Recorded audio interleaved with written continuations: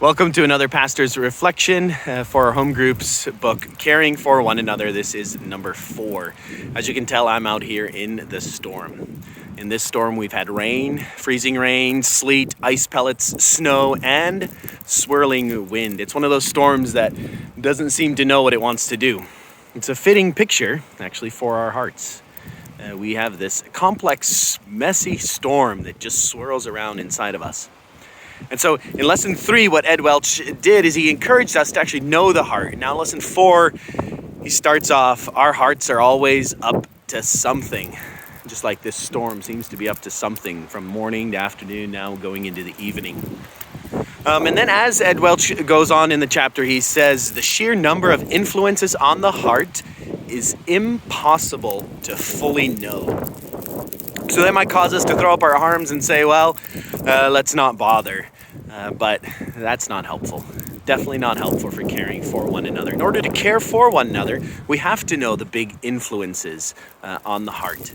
We have to be able to hear and listen. What are we worried about? What are we happy about?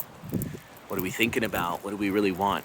And the more we understand how our hearts are influenced, the more we care for each other. Now, as we do this, and as Ed Welch proposes a solution, I like how he warns, don't rush into giving answers, but allow time to listen, to understand the hurt and the pain. So as you go into the questions, question 1, great question. Think about the influences in your own heart. Where do you go? How do you look at that? Well, look at where you spend your time, your energy. What are you posting about? What are you looking at? What are you reading? What are you dreaming about?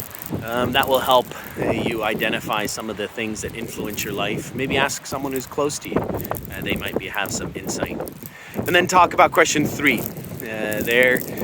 We see about the hardships of life and how we deal with them. One question that I'm intrigued by is, do we often ignore the hardships of life, deny the hardships of life? Are we a people who take time to hear, to listen, to feel, and perhaps even suffer along with someone? That's the compassionate care that God calls us to. It's fitting because this month, in a week or so, we're celebrating Jesus' birth. And that's what Jesus did for us. The Son of God took on human flesh so that he can sympathize with our weakness. He can know and understand what we are going through, because in many ways he has gone through it as well. Anyways, I hope you enjoy your time together.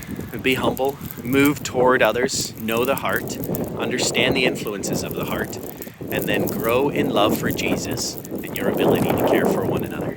Until next time.